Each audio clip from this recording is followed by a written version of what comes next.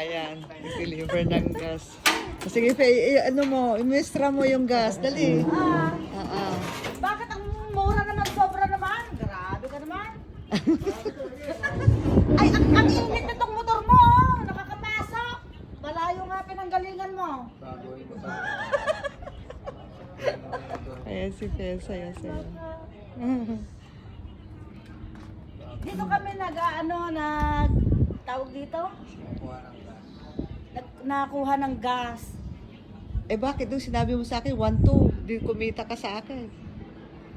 960. Sabi ko sa Wala akin, ko sinabing 1-2 eh.